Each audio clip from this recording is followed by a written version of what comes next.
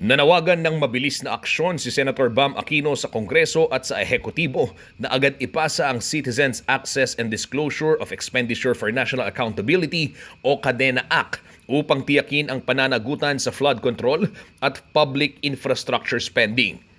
Isinulong ito ng senador matapos manalasa ang matinding pagbaha sa Metro Manila at iba pang rehiyon na puminsala sa daang libong pamilya at kabuhayan.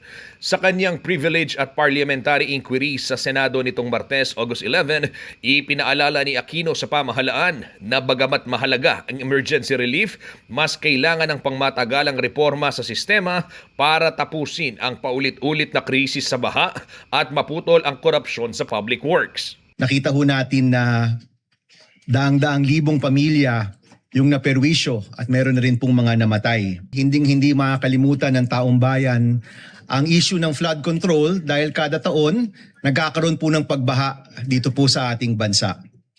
Ano po yung panawagan nung napakaraming relihista po nung nakaraang taon? Ang sabi ho nila, ikulong ang sangkot, ibalik ang pera, baguhin ang sistema. Ang nasabing panukala ay naipasa na ng Senado sa ikatlo at huling pagbasa sa botong 17-0 noong December 2025. Certified as urgent na rin ito ni President Ferdinand Marcos Jr. dahil sa potensyal nitong baguhin at patatagin ang transparency sa pamahalaan.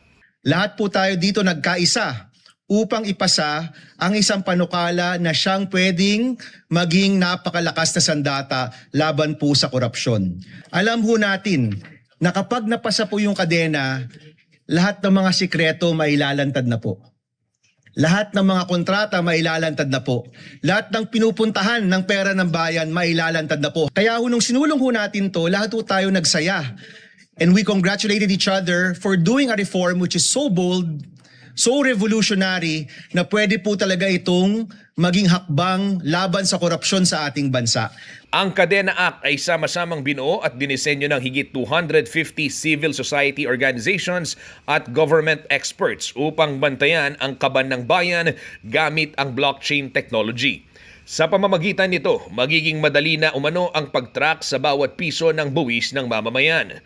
Kapag naging ganap na batas, titiyakin nito ang buong transparency sa pamamagitan ng paglalantad sa publiko ng mga kontrata ng gobyerno. Kasama sa mga ilalathala ang impormasyon ng mga kontraktor, kabuang gastos sa proyekto at maging ang mga detalyadong presyo ng raw material tulad ng semento.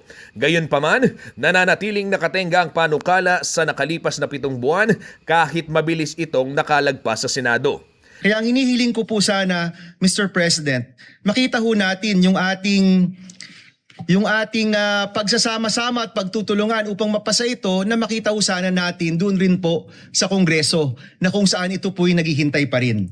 Iginiit din ng senador ang kanyang pag-aalala matapos mabatid na mula sa top 3 priority measures ng LEDAC noong 2025 ay nalaglag ito sa pang number 41 sa update ng National Economic and Development Authority o NEDA. Gusto ko pong malaman kung yung pagbaba po ng numero, is this a matter of priority or kasing halaga pa rin po ang pagpasa ng CADENA Act dito po sa ating Kamara, kasama po ng Kongreso, kasama po ng Ehekutibo dahil yan po yung LEDAC. Para kay Aquino, ang pagbabago sa sistema ay nasa kamay na ngayon ng lehislatura. Babala niya, ang pagkaantala raw sa pagpasa ng bill ay nagbibigay proteksyon lamang sa mga individual na takot sa transparency at katapatan. Kung meron po mang tumitigil ng CADENA Act, Mr. President, siguro po yun yung mga tao na natatakot na may mailantad dito po sa ating national budget. Bilang tugon, tiniyak naman ni Senator Win Gatchalian